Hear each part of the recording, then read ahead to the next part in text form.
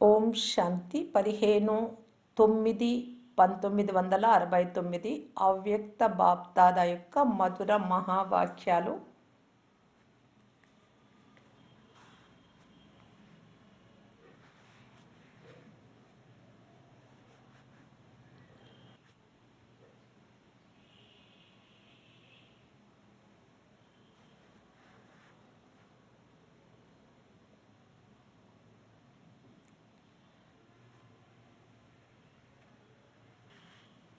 ధ్వనికి అతీతంగా వెళ్ళారా, లేక బాబాను కూడా ధ్వనిలోకి, శబ్ద ప్రపంచంలోకి తీసుకురావాలా? మీరందరూ మాటలకి అతీతంగా వెళ్తున్నారు మరియు బాప్దాదాను మరలా మాటలలోకి తీసుకువస్తున్నారు. మాటలలోకి వస్తూ కూడా అతీంద్రియ సుఖంలో ఉండగలుగుతున్నప్పుడు ఇక మరలా మాటలకు అతీతంగా వెళ్ళే ప్రయత్నం ఎందుకు?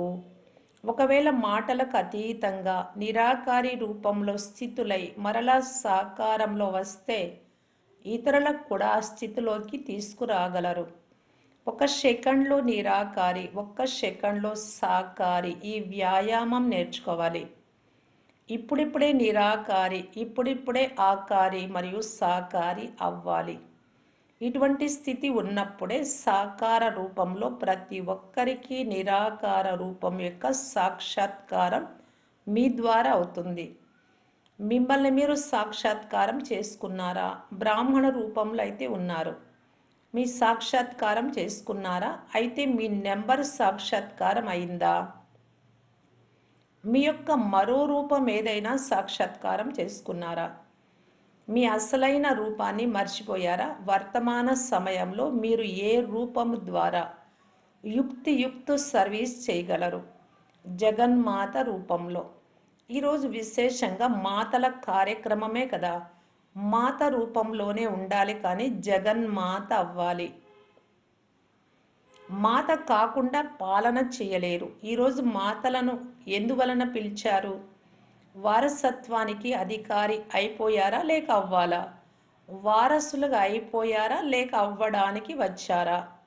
వారసులైతే వారసత్వం లభిస్తుంది, లేక వారసులుగా అయ్యారు కానీ వారసత్వం లభించలేదా? వారసత్వానికి అధికారిగా అయిపోయారు, అయితే ఇప్పుడు ఏ కార్యం కోసం వచ్చారు? బాప్దాదా విశేషంగా ఏదో కార్యం కొరకు పిలిచారు. చదువు అయితే మీ సేవా కేంద్రాలలో కూడా చదువుకుంటారు, కోర్సు కూడా పూర్తి చేసుకున్నారు. ముఖ్య జ్ఞానం యొక్క చదువు అయితే చదువుకున్నారు, కానీ ఇక ఏమి మిగిలి ఉంది? మాతలకు ఒక అభ్యాసం ఉంటుంది. ఆ అభ్యాసాన్ని పక్క చేయించడానికి పిలిచాను. ఆ అభ్యాసం కుమారీలలో ఉండదు, మాతలలోనే ఉంటుంది. ఆ అభ్యాసం ఏమిటి? పతివ్రతగా అయ్యే అభ్యాసం. పతివ్రతగా అవ్వడము అంటే పూర్తిగా బలి అవ్వడం. పతివ్రతల ముఖ్య గుణం ఏమిటి? భర్త పైన సంలగ్నత జోడించి కూర్చుంటుంది. సంలగ్నత తర్వాత సంలగ్నత యొక్క ప్రత్యక్ష రూపం చూపించాలి. పతివ్రత అవ్వడానికి త్యాగం కూడా కావాలి. ఇక్కడ పరమాత్మ పతి. నష్టోమోహులు అవ్వాలి. సత్యమైన స్నేహి అయినప్పుడే నష్టోమోహులుగా కాగలరు. సత్యమైన స్నేహిలే పతివ్రత కాగలరు. అగ్నిలో కాలుతారు, కాలిన తర్వాతే పతివ్రత అవుతారు. మీరు ఏ అగ్నిలో కాలాలి? అగ్నిలో కాలిన తర్వాత పరివర్తన అవుతారు. ఏ వస్తువునైనా అగ్నిలో వేసిన తర్వాత దాని రంగు, రూపము అన్నీ మారిపోతాయి. ఏవైతే అశ్రీ గుణాలు, లోక మర్యాదలు, కర్మ బంధన యొక్క త్రాళ్ళు, మమత యొక్క దారం ఏవైతే బంధించుకున్నారో వాటన్నింటినీ కాల్చేయాలి. బాబా స్నేహము అనే అగ్నిలో ఆహుతి అయిపోతే ఇవన్నీ వదిలిపోతాయి. పతివ్రత అవ్వటానికి సంలగ్నత జోడించారు, కానీ స్నేహి అయినప్పుడు ఆ స్నేహం యొక్క సంలగ్నత అనే అగ్నిలో వాటన్నింటినీ కాల్చాలి. అంటే పరివర్తన తీసుకురావాలి. మీ రంగు, రూపం అన్నీ మారాలి. ఈ సంలగ్నత అగ్నిలో పడి పరివర్తన అవ్వడానికి తయారుగా ఉన్నారా? కాలిపోయిన వస్తువు సమాప్తి అయిపోతుంది, కనిపించదు.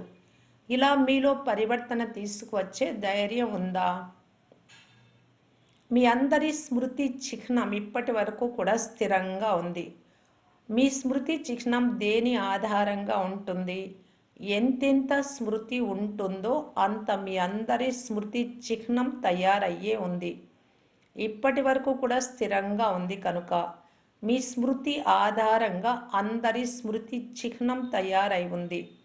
ఒకవేళ స్మృతి తక్కువగా ఉంటే స్మృతి చిహ్నం కూడా అలాగే ఉంటుంది. ఒకవేళ స్మృతి చిహ్నం స్థిరంగా ఉంచుకోవాలి అంటే మొదట స్మృతిని స్థిరంగా ఉంచుకోండి. దాని ఆధారంగా స్మృతి చిహ్నం తయారవుతుంది. ప్రతి ఒక్కరి విశేష గుణంపై ప్రతి ఒక్కరి ధ్యాస వెళ్ళాలి. ఒక్కొక్కరిలో ఉన్న విశేష గుణం మీలో ధారణ చేస్తే ఎలా అవుతారు? సర్వగుణ సంపన్నంగా అయిపోతారు.